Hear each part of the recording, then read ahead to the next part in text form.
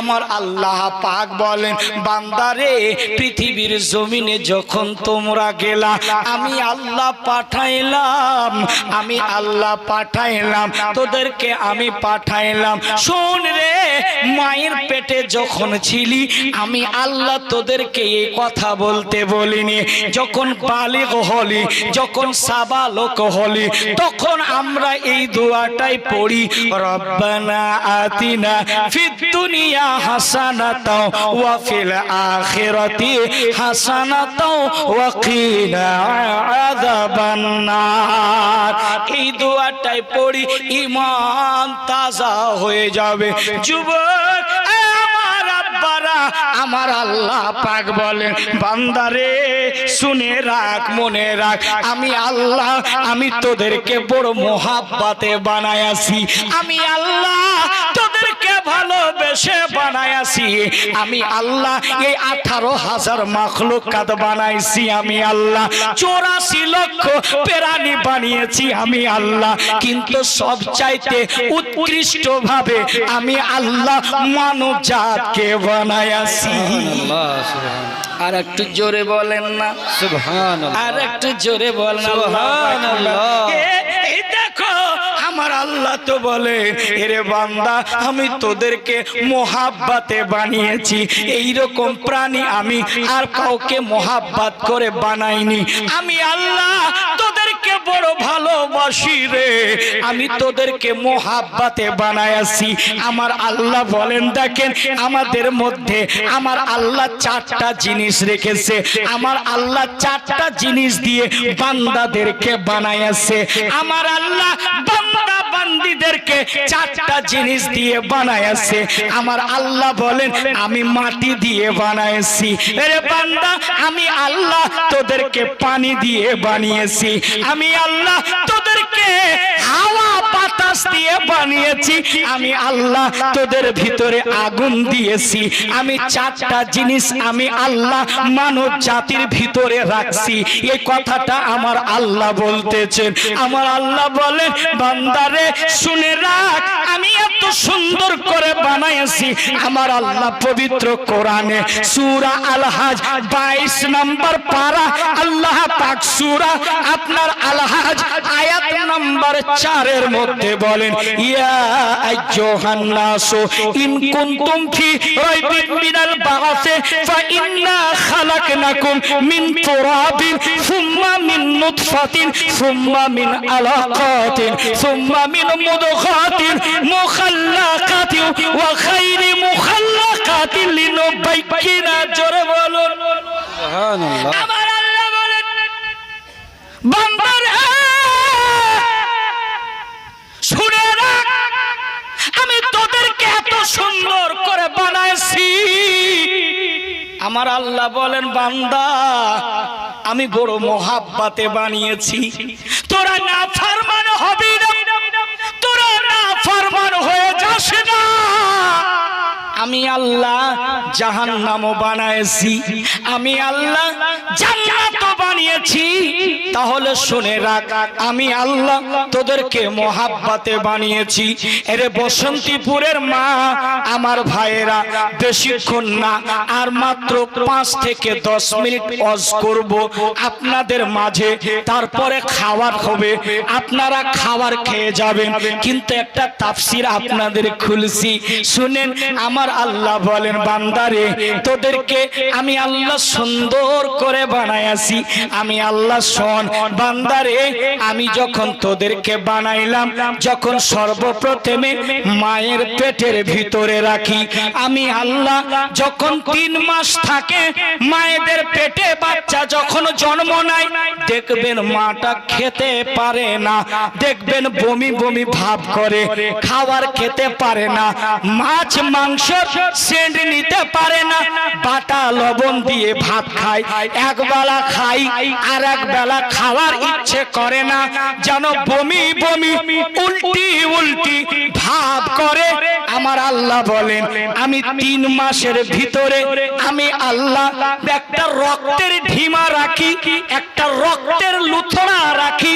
আমি আল্লাহ ওই রক্তের লুথড়াটা 3 মাস পর্যন্ত মায়ের পেটের ভিতরে থাকে সেই সময় আমার আল্লাহ বলেন যখন 4 মাস হতে লাগে আপনার 32-33 দিন যখন হয় আমার আল্লাহ বলেন বান্দিরে শুনে রাখ আমি আল্লাহ সর্বপ্রথমে মানুষের নাকটা বানাই আমি আল্লাহ তারপরে চক্ষু বানাই তারপরে আমার আল্লাহ বলেন আমি মাথা বানাই তারপরে আমার আল্লাহ বলেন আমি হাত বানাই তারপরে আমার আল্লাহ বলেন বান্দারে পুরো সূরাটা আমি আল্লাহ বানাই 3 মাসের ভিতরে আমি আল্লাহ এতগুলো বানিয়ে দিই যখন 4 মাস হয় এই কোরআন বলতেছেন সূরা আল হাজের মধ্যে আমার আল্লাহ বলেন ওরে বান্দা 4 মাস যখন হয়ে যায় মায়ের পেটে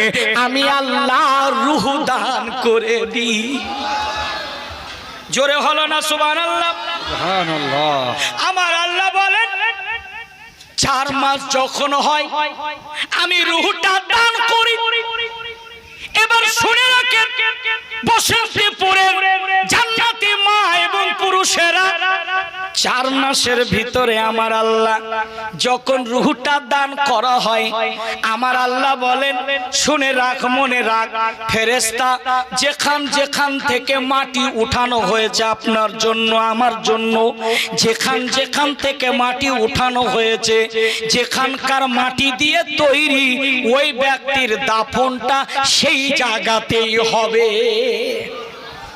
মানুষ দিল্লিতে মারা যায় যায় কি যায় না তার লাশটা বসন্তীপুরে আসে কি আসে না আপনার বোম্বাইয়ে মারা যায় লাশটা বসন্তীপুরে আসে কি আসে না কিন্তু কাউরি দেখবেন মদিনাতে ইন্তেকাল হয়েছেন তার দাফনটা মদিনাতে হলো তার মানে আপনাকে বুঝে নিতে হবে যেখান থেকে আল্লাহ মাটি দিয়ে তৈরি করে তার লাশটা সেই জায়গাতে দাফন হবে যেখান থেকে আপনার মাটি উঠানো হয়েছে যেখানকার মাটি দিয়ে তৈরি সেখানেই ওই ব্যক্তিটার দাফন হবে আমার আল্লাহ পাক বলতেছেন কি বলতেছেন শুনো ফির ওই দিন মিনাল বাস যখন পৃথিবীর জমিনে আসবে আমি আল্লাহ ফারিস্তাদেরকে বলি ও ফারিস্তারা শোনো অমুক ব্যক্তি আপনার কারিমুল জাহিদুল ফাতেমা নাসিরউদ্দিন এই বান্দা আমি আল্লাহ তৈরি করলাম রূহ দান করলাম এই বান্দাটার ভাগ্যে লিখে দাও কত টাকা ইনকাম করবে কোথায় মরবে কোথায় তার দাফন হবে আমার আল্লাহ রূহ দেওয়ার সাথে সাথে আমার আপনার ভাগ্যেতে সব কিছু লিখে দেয় সবকিছু আল্লাহ পাক লিখে দেন আমি আগেই বলেছিলাম এই রাজা হর কাম কা এক ওয়াক্ত 12টা যখন বাজে চোখ গলা আস্তে আস্তে বন্ধ হয় আর মুখটা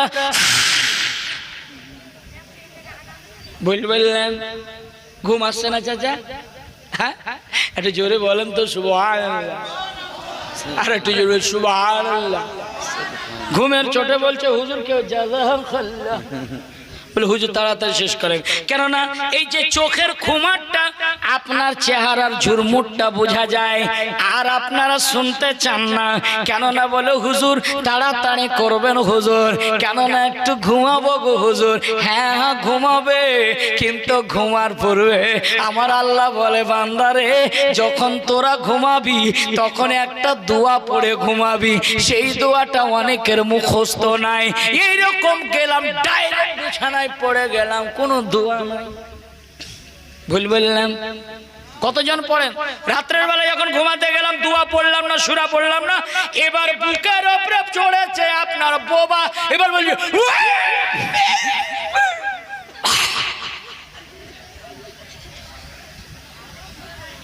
বোবা চাপে না এরকম স্বপ্ন দেখে না এমন লড়াই করছে স্বামী স্ত্রীতে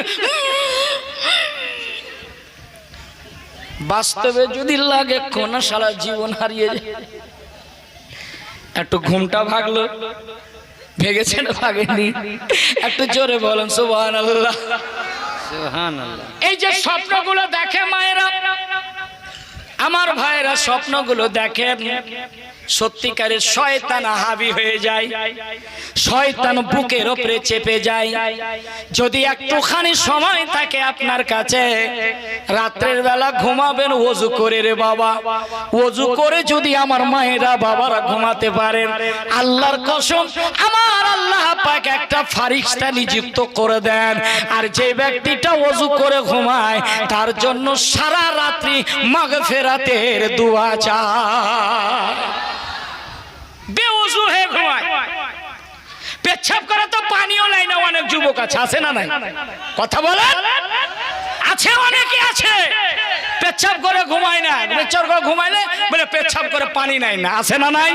আছে, এইভাবে ঘুমায়। কিন্তু একটা কথা মনে রাখবেন, বসন্তীপুরের মুসলমান রাত্রির বেলা যখন ঘুমাবে একটা দোয়া পড়বে, আল্লাহুম্মা বিইসমুকা আমুতু আহিয়া। এই দোয়াটা যদি পড়ে ঘুমান, আল্লাহ আমার মেহেরবান, আল্লাহ শয়তানি ওয়াসওয়াসা থেকে হেফাজতে রাখবে। কিন্তু এই দোয়াটাও পড়ি না আমরা, এই দোয়াটা বাস্তবে পড়ি না। গেলাম আর 2 মুঠ খাওয়ার পরে দিলাম চাবল আর ঘুমিয়ে পড়লাম, আসে না নাই?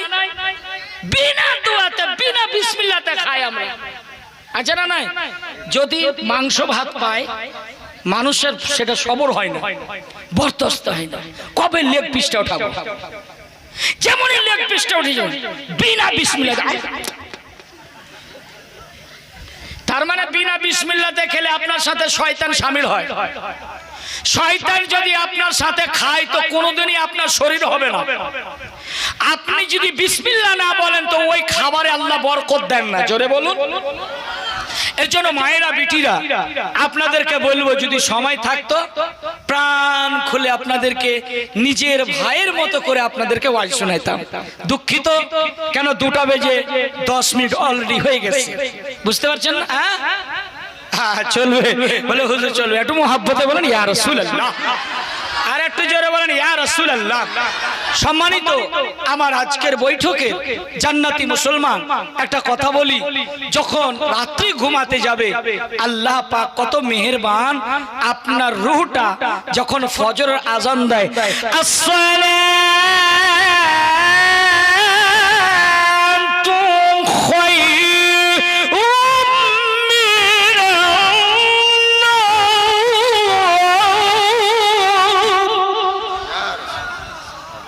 ফজরে যখন মসজিদ সাহেব আজান দেয়, আল্লাহ পাক মুমিনের কলবের ভিতরে রূহটাকে দান করে, জোরে বলেন সুবহানাল্লাহ।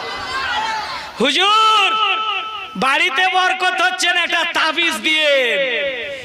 আপনার হুজুর যদি তাবিজের পুস্তকও দিয়ে দেয়, জিন্দেগিতে মুফতি আফজাল বলছে বরকত হবে না।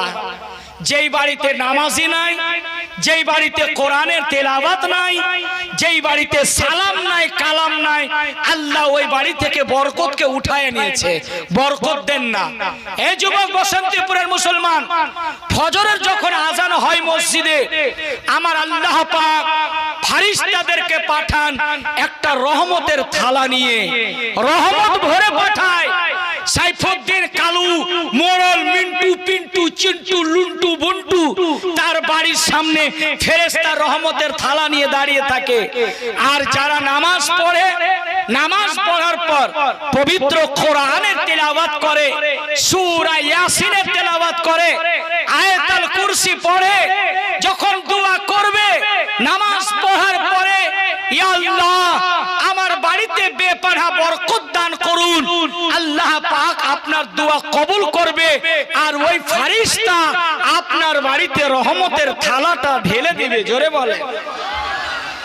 আর যে বাড়িতে নামাজি নাই, একটা ইমানদার নাই, সুদ করে ভরা মাল, পেচিতে ভরা মাল, হারামে ভরা, ওই বাড়িতে নামাজি নাই।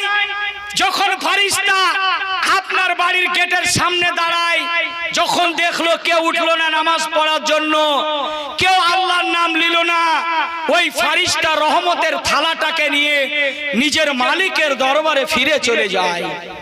ভেবেছেন? আর বলছে হুজুর বরকত হয় না, বরকত হয় না, একটা তাবিজ দেন না গো, একটা তাবিজ দেন।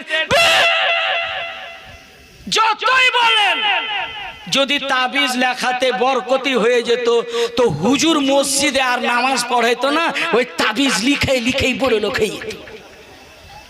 কথা বলেন ঠিক কিনা? হ্যাঁ, তো তাবিজের চক্করে না নামাজের চক্করে থাকেন। জোরে বলেন সুবহানাল্লাহ। কোরআন পড়বেন, তেলাওয়াত দিবেন। আগেকার মায়েরা এত সুন্দর কোরআনের তেলাওয়াত করতেন। আমার বয়স্ক আব্বাজিরা কোরআনের তেলাওয়াত করত। আল্লাহু আকবার। যেখানে কোরআনের তেলাওয়াত হয় স্বয়ং আল্লাহ পাকের ফেরেশতা কোরআন শোনার জন্য উপস্থিত হয়ে যায়। আপনার বাড়িতে নেই কোরআন পড়া, নাই নামাজি, তারপরে বলছে আল্লাহ আমাকে দেয় না, বড় লোক বানায় না, জিন্দেগি তো ফকির বানিয়ে দিল। ফকির বড় লোক হবে না। তো হযরতে উসমান গনির মতো যদি আপনি ব্যবহার করতে পারেন, যদি দানার ইজ্জত করতে পারেন, যদি রিজিকের ইজ্জত করতে পারেন, আল্লাহ পাক আপনাকে কারোর প্রতি বানিয়ে দিবে। জোরে বলুন। আমরা বিয়ে বাড়িতে যাই না, বিয়ে বাড়িতে যাওয়ার পর খাবার নি, ভাত নি, মাংস নি, এটা নি, ওটা নি, বিরিয়ানি আর নি, কিন্তু পেট ভরে যায়, বেটার চোখ ভরে না। চোখ ভরে না। ইস, সিনার হাড্ডিটা যদি পেতাম, ইস, লেগ পিসটা যদি পেতাম, মানে পেট ভরে গেছে কিন্তু চোখ ভরে না। শোনেন, এই যে অপচয় নষ্ট করছেন খাবারগুলি, আপনি নষ্ট করছেন খাবারগুলি, এই খাওয়ার জন্য আপনার বাড়িতে বরকত নাই, আপনার টাকা ইনকামে বরকত দেয়নি আল্লাহ। হযরতে উসমান গনি এই দানার ইজ্জত করেছেন, এই খাবারের ইজ্জত করেছেন, আর আপনার রিজিকের ইজ্জত করেছেন। হযরতে উসমান গনি এমনি মালদার হয়নি, আল্লাহ মালদার বানিয়েছেন। জোরে বলেন। আজও সুরক্ষিত আছে তার মাল প্রোডাক্ট হযরত উসমান গনি। তো হযরত উসমান গনি নবীকে বলছেন, ইয়া রাসূলুল্লাহ আপনি আমার জন্য একটু দোয়া করিয়েন যে কিছু যেন মাল প্রোডাক্ট কম হয়, মানে যত মাল তত হিসাব, বুঝলেন না, যত মাল তত হিসাব। তো আল্লাহর রাসূল বলছেন ঠিক আছে, দোয়া কেমন করে কবুল হবে? কবুল তো আমি নবী হবেই, কিন্তু উসমান গনি যত তুমি দোয়া কম করতে বলবে যে মাল কম হবে, কিন্তু আল্লাহ আরো বাড়িয়ে দিবে। কেন? বলে ইয়া রাসূলুল্লাহ কেন? বলে শোনো উসমান গনি, তুমি যে দানার ইজ্জত করো, তুমি যে সম্মান করো, এই ইজ্জত সম্মান কারণে আল্লাহ তোমার রিজিক আরো বরকত দান করতেছে। জোরে বলুন সুবহানাল্লাহ। তাহলে মুসলমানি বাড়ি, সুন্নাত বাড়ি, ভোজ বাড়ি, খাবার বেশি নেবে না, নষ্ট করবে না, সারা জীবন ফকির নিয়ে থেকে যাবে, বড় লোক হবে। বড় লোক হওয়ার একটাই পদ্ধতি, ইজ্জত করতে শিখুন। যে দানাটা পড়েছে না সেটাকে ইজ্জত করতে শিখুন। উঠে খান। আগে দাস্তার খান হতো ভাই, 10 তরফ থেকে 10, বুঝেন 10 মোড়ল, বুঝেন তো? আগে 10 তরফ থেকে শামিয়ানা আর দাস্তার খান হতো, কিন্তু সব উঠে গেছে। ডিজিটাল যুগে এসে দাস্তার খানও কোথায় গেল আর মোড়ল উঠে গেল, আল্লাহ জানে, খুঁজে পাওয়া যায়। নিজে নিজে মোড়ল, নিজে নিজে মাতাব্বর, আর কাউকে কেউ ঠকায় না, কি বলেন? কিন্তু শুনেন, দাস্তার খানে যদি মায়েরা একটা কাজ করে, বেটি বসন্তীপুরের মা, আগামী কালকে থেকে আপনার স্বামীকে একটা লাল কাপড় কিনতে বলবে, লাল কাপড় কিনে বলবে স্বামীকে, বলবে যে স্বামী গো, দাস্তার খানে আল্লাহর নবীজি যেভাবে খেতেন আমরাও সেটা দেখাবো, এটা সুন্নাত, আল্লাহ এতে বরকত দান করেছেন। দাস্তার খানে যদি কোনো দ্রব্য খাওয়ার পরে থাকে সেটাকে চেটে খাও, আল্লাহ রিজিকে বরকত বাড়িয়ে দিবে। জোরে বলুন। এই যে আমরা যদি বিয়ে বাড়িতে যাই, যদি একটু থালাটা চেটে খাই, হুজুর কি বলবে জানেন? ইস, কতদিন ধরে খাইনি গো, বলবে না? হ্যাঁ, কত ভুখা আছে লোকটা, খায়নি। হ্যাঁ, যদি চেটে খায়, আল্লাহ নবীজি যেই প্লেটটাতে, যেই আসবাবপত্রতে খেতেন, আল্লাহ নবীজি এইভাবে আঙুল ফিরিয়ে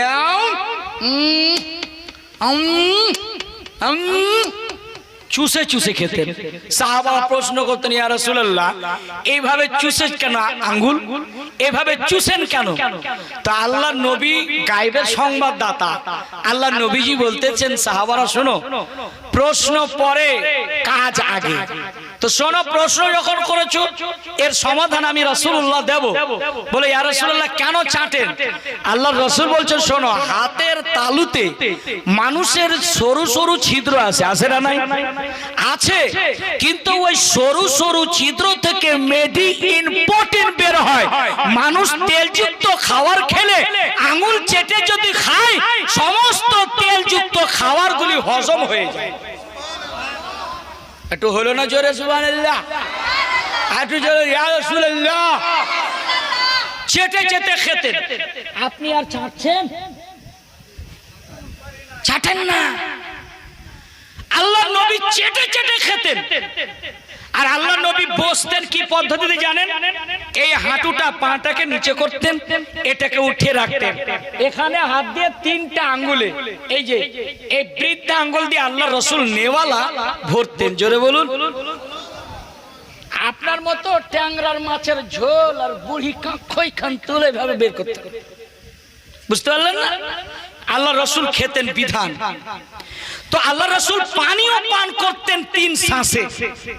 আর আপনি এখন বোতল উঠেছে, মনে হচ্ছে ককলল পানি পান করছে হুজুর। আর গিলাস নাই, খুঁজে পাওয়া যায় না দাদা। বলে হুজুর বোতলে কাজ চালিয়ে দেন, মানে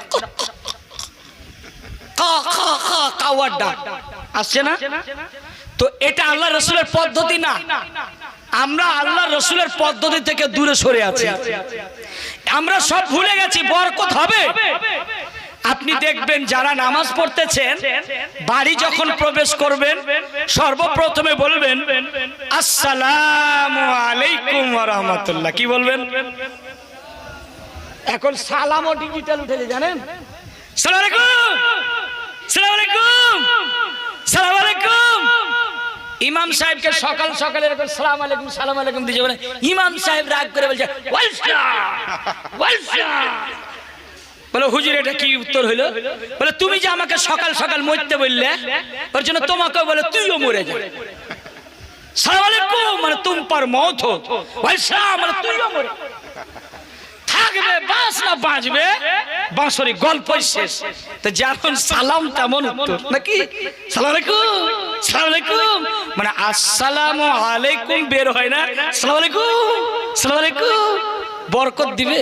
বলে হবে বরকত গো? জিন্দেগিতে হবে না। আমরা সালামটা তো করতে ভালো মতো শিখিনি গো। সালাম করতে গেলে সূরা নূর, আর নূরের মধ্যে আল্লাহ পাক 519 মধ্যে এখানে আল্লাহ পাক এবং 511 মধ্যে দুই জায়গায় এসেছে। কি এসেছে জানেন? আল্লাহ পাক বলছেন ইয়া আইয়ুহাল্লাযীনা আমানু লা তাদখুলু বুয়ুতান গায়রা বুয়ুতুকুম হাত্তা তাস্তানিসু ওয়া তুসাল্লিমু আলা আহলিহা। জোরে বলুন সুবহানাল্লাহ। যখন কাউরি বাড়িতে যাবে আল্লাহ বলছেন কাউরি বাড়িতে যাবে সর্বপ্রথমে সালাম করে দেবা, বিনা সালামে ঢুকবে না। ও ফারুকের বাপ নাম ধরে ধাক্কা। বাড়ির গার্জেন যে পরিবারের শ্বশুর হলো বাড়িতে যখন যাবে খুকি না বের হলো বের করে, জোর করে বের করো আসসালামু আলাইকুম। মানে বাড়িতে যদি বৌমা থাকে স্ত্রী আরো পোতাবো যদি কি অবস্থায় আছে যেন তারা ঠিক হয়ে যায়। হাদিসে এসেছে এবং কোরআনে বলছেন, কোরআনে 511। এবার আরো এক জায়গায় এসেছে 519 মধ্যে। যে দেখেন আল্লাহ পাক বলছেন ফাইদা দাখালতুম বুয়ুতান ফাসাল্লিমু আলা আনফুসিকুম। জোরে বলুন সুবহানাল্লাহ। আল্লাহ পাক বলছেন সূরা নূরের মধ্যে 511 এবং 519 মধ্যে সর্বপ্রথমে যখন কাউরি বাড়িতে যাবে তো সর্বপ্রথমে কি করা লাগবে? জোরে বলুন। সালাম দিচ্ছেন তো? দেন না। আল্লাহ রাসূল যেতেন 3 সালাম দেওয়ার পরে আব্দুল্লাহ আনসারীর বাড়িতে যখন উত্তর পাননি ফিরে এসেছেন, আপনার মতো আমার মতো বেঢঙ্গার মতো ঢুকে যাবে, বুঝলেন না? কাউরি বাড়িতে গেল, বেটি, কোন বান্ধবীর সাথে, খালার সাথে, বিটির সাথে দেখা হবে, সর্বপ্রথমে সালাম করবে, আসসালামু আলাইকুম। আপনার ভাইয়ের সাথে, বন্ধুর সাথে, গায়েজের সাথে যখন দেখা হবে, আসসালামু আলাইকুম করতে পারবেন? বলেন, জোরে বলেন, পারবেন তো? তো বলছে সালাম যদি করো তো বলছে কি বেনিফিট রয়েছে জানেন? মসজিদে যখন যাবে, কেউ নাই, নামাজ পড়েছে না, তো সর্বপ্রথমে যাবে, কেউ নাই, তো সর্বপ্রথমে বলবেন আসসালাতু আসসালামু আলাইকা ইয়া রাসূলুল্লাহ। নবীকে সালাম দিলেন মসজিদের ভিতরে। কেউ যখন ইবাদত করবে না, তখন কাউরি বাড়িতে যখন যাবে, তখন সর্বপ্রথমে কি করবে? বসন্তপুরের মানুষ মনে থাকবে তো? মুফতি আফজালকে ভুলে যেতে পারো, কিন্তু হাদিস ভুলবে না। এই সালামটা চালাবেন, দেখবেন অটোমেটিক যে ফজরে নামাজ পড়ে বাড়িতে প্রবেশ করে, বাড়িতে ঢুকে আমার আল্লাহ কত রহমত নাজিল করেছেন। আমার আল্লাহ পাক বলেন, যেই বাড়িতে সালাম হবে, যেই বাড়িতে কালাম হবে, আমি আল্লাহ যারা সূরা ইয়াসিন এবং সূরা ইখলাস, কুল হুয়াল্লাহু আহাদ, আল্লাহুস সামাদ, লাম ইয়ালিদ ওয়া লাম ইউলাদ ওয়া লাম ইয়াকুল লাহু কুফুয়ান আহাদ, তিনবার পড়বে, সালাম দিয়ে ঢুকবে, আমি আল্লাহ ওই বাড়িতে বরকতে ভরে দিই। জোরে বলো, আর একটু জোরে বলতে হবে, না তো ভাববো যে মুফতি আফজাল কাজ শুনবে না, তোমরা গল্প শেষ, অল্প কথায় গল্প শেষ। যার শেষ ভালো তার সব, জোরে বলতে হবে, যার শেষ ভালো তার সব ভালো। চলুন, আল্লাহ পাক তো বললেন, যুবকরা একটুখানি তাফসীর শুনেন, ইনশাআল্লাহ ঈমান তাজা হয়ে যাবে। আমার আল্লাহ পাক বলতেছেন, বান্দা শোনো, আমি তোদেরকে মোহাব্বত করে বানিয়েছি, আমি 4 মাসে রূহ দান করি রে বান্দা। তারপরে আমার আল্লাহ কি বলছে দেখেন, ঈমান তাজা হয়ে যাবে। আমার আল্লাহ পাক আবারও বলতেছেন, কি বলতেছেন? আল্লাযী খালাকানি ফাহুয়া ইয়াহদিন। আল্লাহ পাক বলেন, তোদেরকে আমি তৈরি করলাম, পয়দা করলাম, জগতে পাঠালাম, তোদেরকে রিজিক সাথে দিয়ে পাঠিয়েছি। জোরে বলে, টাইম হয়ে গেছে হুজুর। দেখেন চোখের খুমার বলছে, হুজুর জলদি শেষ কিজিয়ে না। বলছে এক জায়গায় মসজিদে দোয়া করছে, দোয়া লম্বা হলো ঝামেলা। মসজিদে তারাবি দেশ, হুজুর জিন ফেল, তারাবির সময় উস কি আতর, মনে হচ্ছে জিন ঘুরছে, ফারিস্তা ঘুরছে, হ্যাঁ না? আর 1 মাসের মধ্যে জানি না কয়টা যে নল আর টুটি আর কত যে ট্যাপের পাখনা আর ফ্যান পর্যন্ত জ্বালিয়ে দিয়েছে। যেমনই রোজা শেষ, তেমনই মুক্তাদি লাপাতা, বলে আসসালামু আলাইকুম হুজুর, 1 বছর পর আবার মিলবো, কথা না আছে না? না এরকম নামাজি, কিন্তু শুনেন এমন নামাজি, আল্লাহু আকবার, ফেরেশতা ওকে যে মালটা কোথাকার রে, কোন জাপান থেকে এসছে, আর এরকম উফের কিছু জানেন। চাচা কি পড়লে গো? কি বলছো? যা পড়লাম। চাচা আত্তাহিয়াত পড়ো তো, তাশাহুদ। বলে ওটাই পারি না গো ভাতিজা, ওটাই জানা নাই। আচ্ছা কি নিয়ত করলেন? বলে বাংলাতে করলাম। বলে বলেন তো সূরা ফাতিহা, আলহামদুলিল্লাহি রাব্বিল আলামিন মালিক কিয়ামতিন কিয়া কানাবদু কিয়া কানাস্তাইন মালিক ওয়া দাল্লিন। পাক্কা হাফিজ ফেল, এমন করে কোরআন পড়লো একদম জিন কইছে রে বাপ রে, ই তো আমার থেকে বাঁকা। আছে না নাই? আছে। শুনেন, আমার আল্লাহ পাক বলছেন, বান্দারে তোদেরকে রিজিকটা সাথে দিয়ে পাঠিয়েছি আমি আল্লাহ, তোরা না শুকরিয়া আদায় করবে না। এই বলে না 2 মুঠ মাকে খেতে দেয় না, বাবাকে খেতে দেয় না, ওই খাবারটুকু আপনার জন্য ভারী হয়ে যায়। মনে রাখবে যুবক, বসন্তপুরের আপনার খাই না, আল্লাহ ওর রিজিকটা দিয়ে পাঠিয়েছে। জোরে বলেন সুবহানাল্লাহ। আল্লাহর প্রতি ভরসা রাখতে হবে, আল্লাহ দিবে, খুব দিবে, ভরসা রাখতে হবে। কিন্তু আমরা মানুষ তো না সবর। আগে হুজুর মানওয়ার সালোয়ার সূরা বাকারার মধ্যে আছে না, ভাঠোরা পুরি আর গোশত ভুনা হওয়া আসতো। বনি ইসরায়েলের মানুষ যখন নাশুকরিয়া আদায় করলো, আরে খালি তো খালি, আরো ভরে নে। আল্লাহ বলে বন্ধ কর, ই পাকায় আর একদম কি খোর একবার খেলা আর একবার না শুকরিয়া আদায় করে দিল, আর একবার যে দিবে আল্লাহ এটা ভরসা রাখলো, বন্ধ কর বন্ধ কর বন্ধ কর বন্ধ কর। এরাকে দিয়ে লাভ নাই। না তাই যে আপনাকে ইনকাম করতে হতো না, আমাকে করতে হতো না, আল্লাহ আসমান থেকে খাবার পাঠাতো, আমরা খেতাম। আজকে খাটতে হচ্ছে না, হাই রে গরম রে, পাসিনা বয়ে যাচ্ছে হুজুর পাসিনা, এই যে অবস্থা। তা আপনাকে ইনকাম করতে হতো না, আল্লাহ খাবার পাঠাতো না, শুকরিয়া করবেন না।